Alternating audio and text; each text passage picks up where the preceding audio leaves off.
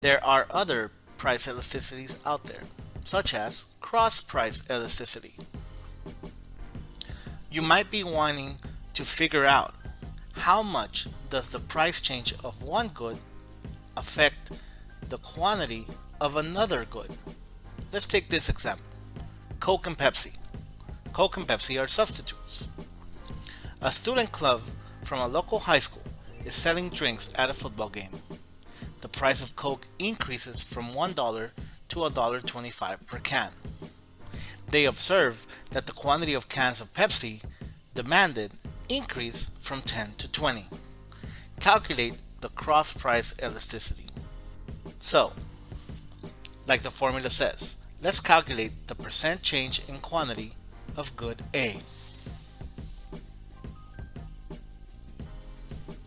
Here we will here we will use a simple percent change formula to calculate this equation.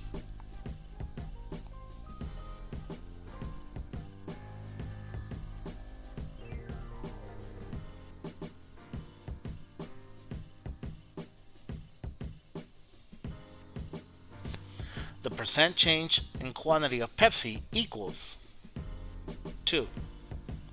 20 minus 10 divided by 10 times 100. Here we will have 100%. Now let's do the bottom of the equation. The percent change in price of Coke.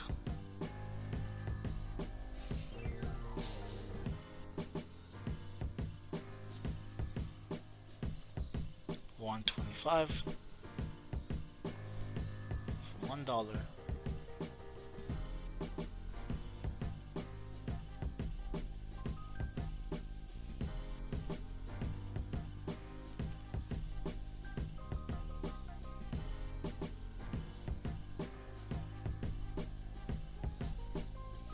This will equal 25%. This will equal 25%. If we take these two numbers and divide them by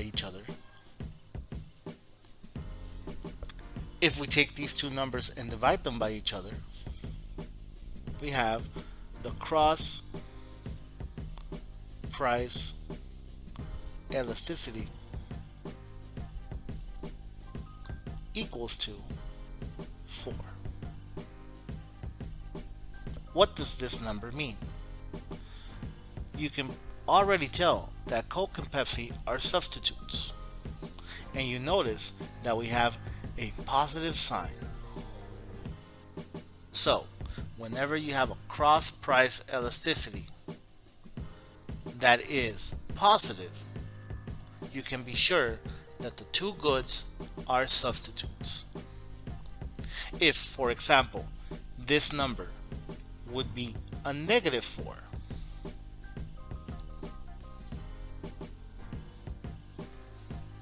then you could be sure that these two products would be complements.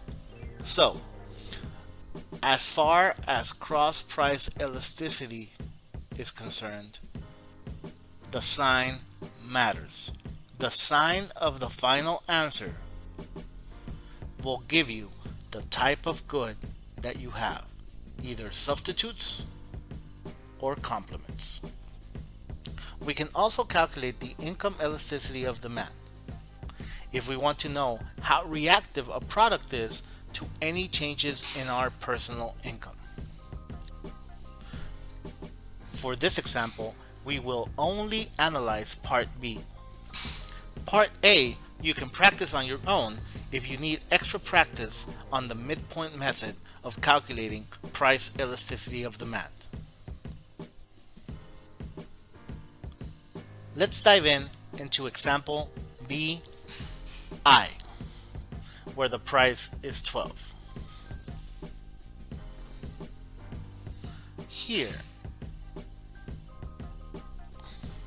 we're looking at this row of numbers. Let's calculate the percent change in quantity demanded.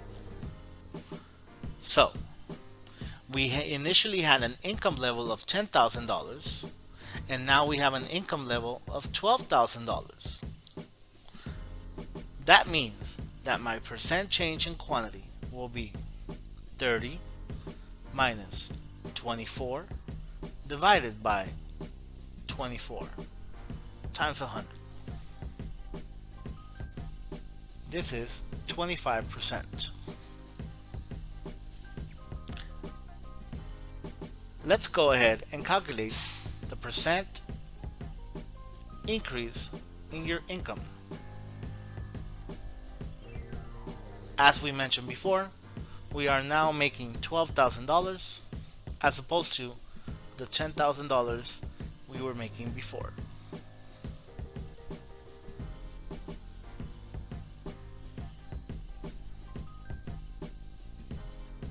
This is 20%.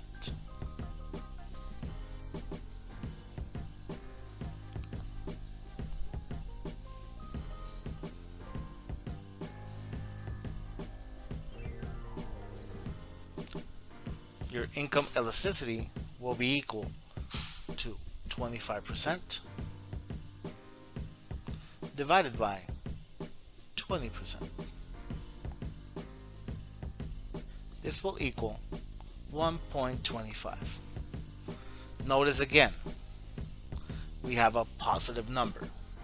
This is an example of a normal good, meaning that as your income rises, you can expect your demand to increase. If the answer were to be a negative, then that would mean that this product is an inferior good. So, again, the income elasticity of demand can help us determine if the good that you're looking at is a normal good, meaning the answer will be a positive number, or an inferior good, meaning the answer will be a negative number.